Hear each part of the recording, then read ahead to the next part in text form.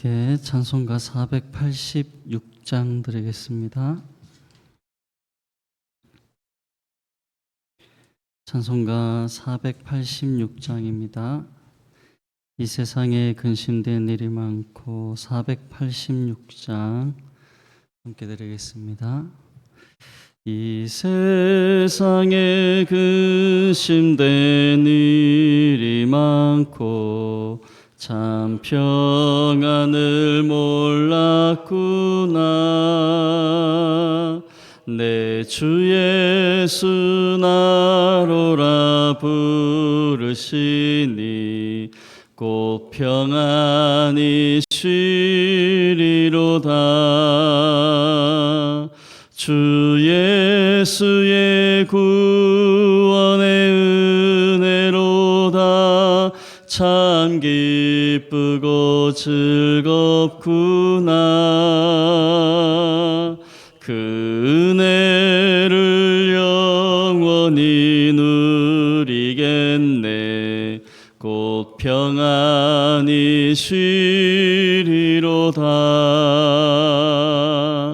이 세상에 공고한 일이 많고 참 쉬는 날 없었구나. 내 주 예수 날 사랑하시오니 곧 평안히 쉬리로다. 아멘. 주 예수의 구원의 은혜로다. 참 기쁘고 즐겁구나. 그 은혜를 영원히 누리겠네. 곧 평안히 쉬리로다. 이 세상에 죄악된 일이 많고 참 죽을 일 쌓였구나. 내 주 예수 날 건져 주시오니 곧 평안히 쉬리로다. 주 예수의 구원의 은혜로다. 참 기쁘고 즐겁구나. 그 은혜를 영원히 누리겠네. 곧 평안히 쉬리로다. 아멘. 사도신경 신앙 고백 드리겠습니다. 나는 전능하신 아버지 하나님 천지의 창조주를 믿습니다. 나는 그의 유일하신 아들 우리 주 예수 그리스도를 믿습니다. 그는 성령으로 잉태되어 동정녀 마리아에게서 나시고 본디오 빌라도에게 고난을 받아 십자가에 못 박혀 죽으시고 장사된 지 사흘 만에 죽은 자 가운데서 다시 살아나셨으며 하늘에 오르시어 전능하신 아버지 하나님 우편에 앉아 계시다가 거기로부터 살아있는 자와 죽은 자를 심판하러 오십니다. 나는 성령을 믿으며 거룩한 공교회와 성도의 교제와 죄를 용서받는 것과 몸의 부활과 영생을 믿습니다. 아멘. 하나님 말씀 역대상 19장 말씀입니다.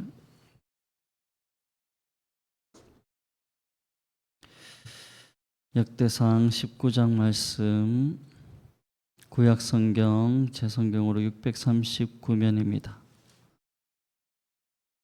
역대상 19장 1절에서 9절까지 말씀 그리고 20장 4절에서 8절까지 읽겠습니다. 먼저 19장 1절에서 9절까지 한 절씩 교독하겠습니다. 제가 먼저 1절 봉독하겠습니다.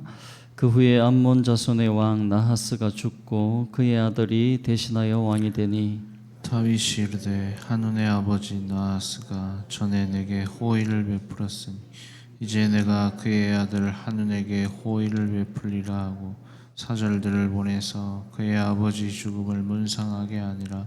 다윗의 신하들이 암몬 자손의 땅에 이르러 한운에게 나아가 문상하매 암몬 자손의 방백들이 한운에게 말하되 왕은 다윗이 조문 사절을 보낸 것이 왕의 부친을 존경함인 줄로 여기시나이까. 그의 신하들이 왕에게 나온 것이 이 땅을 엿보고 정탐하여 전복시키고자 함이 아니니까 하는지라.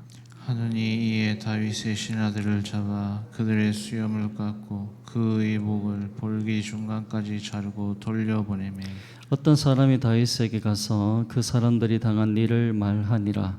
그 사람들이 심히 부끄러워하므로 다윗이 그들을 맞으러 보내 왕이 이르기를 너희는 수염이 자라기까지 열흘 머물다가 돌아오라 하니라. 암몬 자손이 자기가 다윗에게 믿게 한 줄 안지라. 한운과 암몬 자손은 더불어 은 1000달란트를 아람나림과 아람미아서 소바에 보내 병거와 마병을 상내되 곧 병거 32,000대와 마아가 왕과 그의 군대를 고용하였더니 그들이 와서 메드바 앞에 진침해 암몬 자손이 그 모든 성읍으로부터 모여와서 싸우려 한지라. 다윗이 듣고 요압과 용사의 온 무리를 보냈더니 함께 읽겠습니다. 암몬 자손은 나가서 성문 앞에 진을 치고 도우러 온 여러 왕은 따로 들에 있더라. 아멘. 20장 4절에서 8절 20장 4절에서 8절도 한 절씩 교독하겠습니다. 제가 먼저 4절 읽겠습니다. 이후에 블레셋 사람들과 게셀에서 전쟁할 때에 후사 사람 십보게가 키가 큰 자의 아들 중에 10배를 쳐 죽임에 그들이 항복하였더라. 다시 블레셋 사람들과 전쟁할 때 야일의 아들 엘하나니 가드 사람 골리앗의 아우 라흐미를 죽였는데 이 사람의 창자는 배틀째 같았더라. 또 가드에서 전쟁할 때에 그곳에 키 큰 자 하나는 손과 발에 가락이 6씩 모두 24이 있는데 그도 키가 큰 자의 소생이라. 그가 이스라엘을 능력함으로 다윗의 형 시므아의 아들 요나단이 그를 죽이니라. 같이 읽겠습니다. 가드의 키 큰 자의 소생이라도 다윗의 손과 그 신하의 손에 다 죽었더라. 아멘. 완전한 승리라는 제목의 말씀을 함께 은혜를 나누고자 합니다. 오늘 읽었던 19장 20장은 이 다윗의 정복 사업에 대해서 다루는 18장에서 20장까지 기사의 후반부라 할 수 있습니다. 19장에서는 이 다윗의 주요 정복 그리고 각급 행정관료 임명이 있었던 18장에 이어서 이제 다윗의 암몬 정복과 관련해서 기록하고 있습니다. 그 중에서 본문은 이 암몬 왕 한운이 다윗이 보낸 사신들을 모욕한 사건과 그래서 이 다윗의 암몬 아람 연합군 격퇴에 대해서 다루는 말씀입니다. 이 본문은 사무엘하 10장의 말씀과 병행을 이루고 내용들을 취하고 있습니다. 먼저 19장 1절에서 5절까지 보면 암몬 왕 이 한운이 그의 부친의 죽음을 조문하기 위해서 다윗이 파견한 이 사신들을 그 암몬을 정탐하기 위해 보낸 자들로 오해를 해서 그들의 수염을 깎고 그리고 옷의 이 가운데를 잘라서 엉덩이를 보이게 하는 그런 수모를 주어서 돌려보낸 사건을 기록하고 있습니다. 이것 때문에 이제 6절에서 7절에 이 다윗의 사신에게 행한 행위가 다윗에게 미움받을 지심을 깨달은 한운이 아람의 용병을 고용해서 이스라엘을 선제 공격한 사실을 기록하고 있습니다. 8절에서 13절까지는 이런 암몬 아람 연합군의 공격에 대해서 다윗의 군대 장관 요압과 그 아우 아비새를 보내서 응전하게 했고 그래서 15절까지 말씀에 암몬 아람 연합군이 이스라엘 군대에 의해서 패퇴한 사실을 기록하고 있습니다.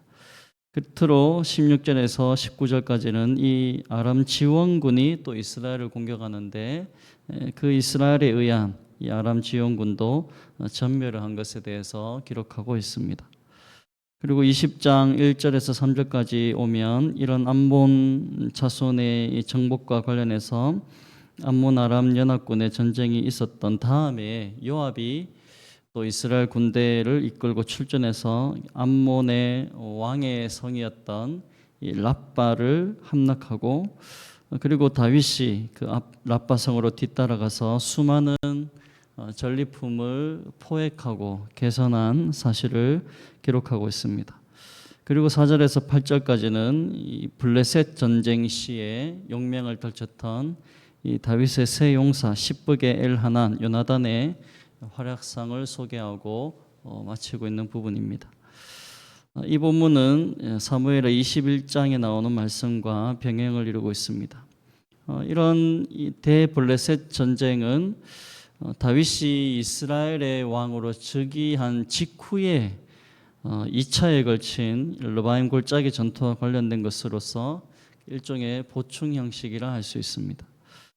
그런데 이 본절에서부터 20장까지는 사무엘하 10장에서 12장까지 병행을 이루는데 누락된 부분이 있습니다. 그 누락된 게 뭐냐면 사무엘하 말씀에서는 이 사건 중에 다윗이 우리아의 아내 밧세바를 범했던 사건, 사무엘에서는 잘 기록하고 있는데 역대상에서는 생략되어 있습니다. 그리고 또 역대상에서는 그 아들 압살롬의 반역이 있었던 것과 또 다윗이 블레셋 거인 장수에게 죽을 뻔한 사건, 이런 부분들은 역대상에서는 동일한 병행 구절인데 나오지 않는 걸 볼 수 있습니다. 그 이유가 뭔가 했을 때 다윗의 이 약점이 있음에도 불구하고 그 하나님의 약속은 성취되고 있음을 강조하기 위함이라 할 수 있습니다. 다윗도 완벽하지 않은 인간이었습니다. 죄를 짓고 또 연약한 한 인생이었지만 다윗이 위대한 것이 아니라 그를 붙들고 있는 하나님께서 다윗에게 약속한 그 언약을 신실하게 지키시는 분으로 선명하게 보여주고 있는 것입니다. 이스라엘 백성들도 우상을 숭배하고 하나님을 떠난 것으로 포로로 잡혔고 그들의 연약함이, 그들의 죄가 만천하에 드러났지만 그럼에도 불구하고 하나님은 그들을 멸망시키는 목적이 아니라 하나님의 자녀답게 만드시고 그리고 하나님 앞에 겸손한 인생으로 회개케 하셔서 결국 그들을 회복시키기 위한 징계였다는 것을 보여주는 것입니다. 즉 우리도 우리의 인생을 돌아보면 잘한 것보다 잘 못한 것들이 더 기억이 많이 납니다. 실수로 점철된 것 같은 우리 인생입니다. 그런 인생이지만 하나님께서 우리에게 은혜를 베풀어 주셔서 하나님의 사람답게 만들고 계시고 그리고 우리 모두를 하나님의 자녀답게 천국의 시민으로 완성하는 분이심을 우리는 잊지 말아야 할 것입니다. 이런 의미에서 본장 19장 1절에서 5절에 보면 은혜를 기억하는 자와 은혜를 저버린 자의 다른 결말이 극명하게 드러남을 말씀을 통해 살펴볼 수 있습니다. 19장 1절에 5절까지 보면 암몬 왕 나하스가 죽었고 그 아들 한운이 이 왕이 되자 다윗은 과거 그 한운의 아버지 나하스가 자신에게 베풀어 주었던 그 호의들을 기억하고 그 아들 한운에게 그 은혜와 호의를 갖기 위해서 사자를 보내 조문하게 된 사건이 나옵니다.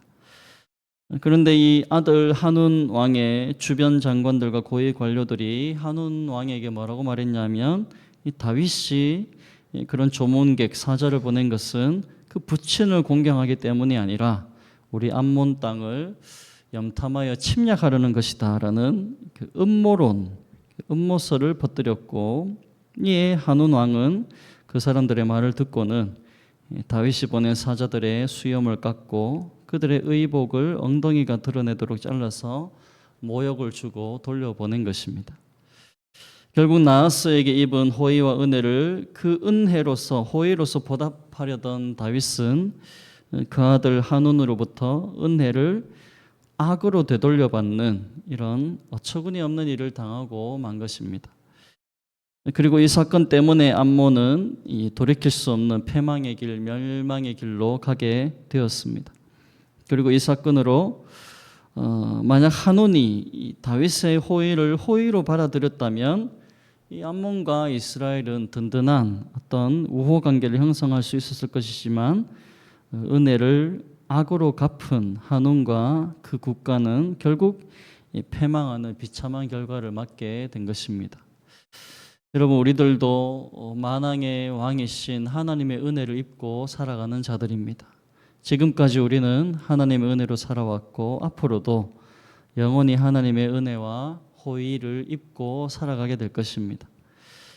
그러니 우리는 항상 이 하나님의 은혜를 사모하고 구하며 살아가는 자들이 되어야 합니다.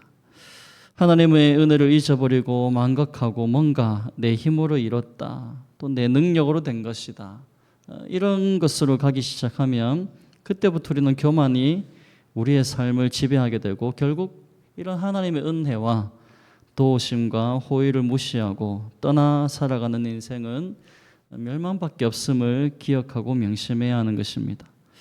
사도 바울도 자신이 구원받은 것, 자신이 부르심을 입어서 사명을 감당하는 모든 것, 그게 자신의 것으로 된 것이 아니라 오직 하나님의 은혜로 되었다라고 분명하게 밝힙니다.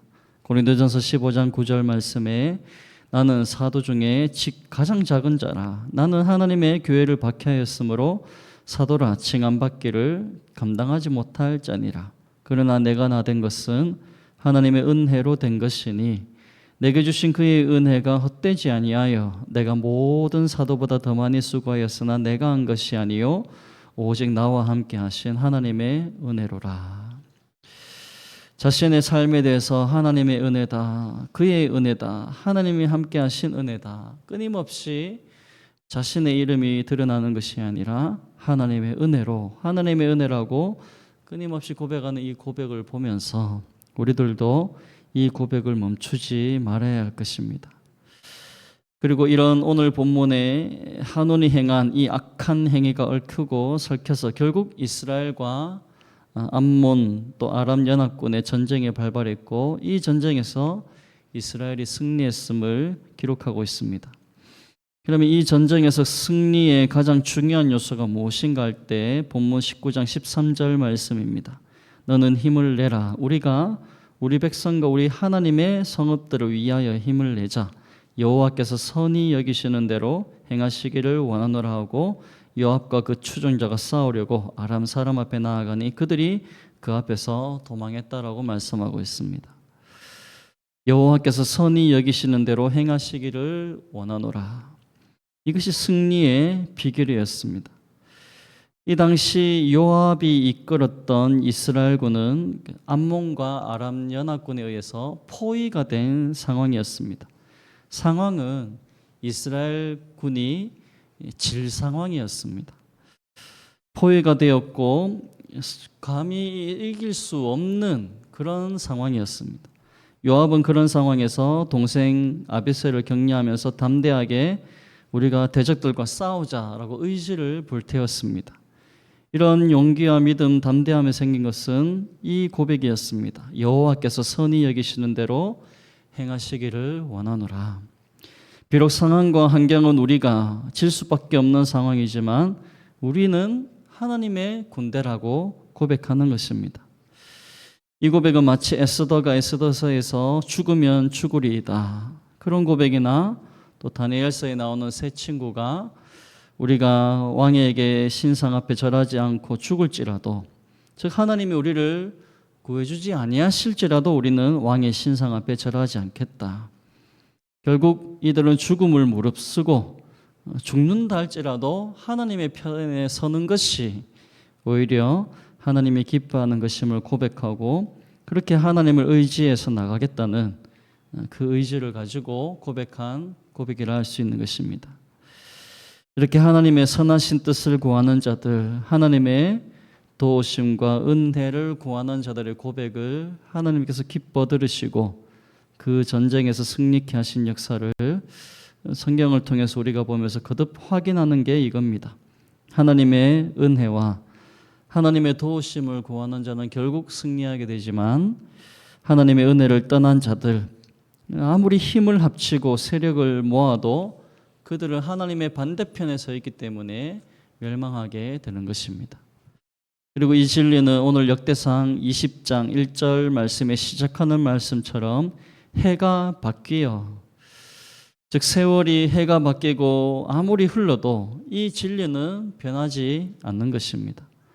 하나님의 은혜를 구하는 자는 승리하게 될 것이고 하나님의 은혜를 저버리는 자들은 패망하게 되는 것입니다.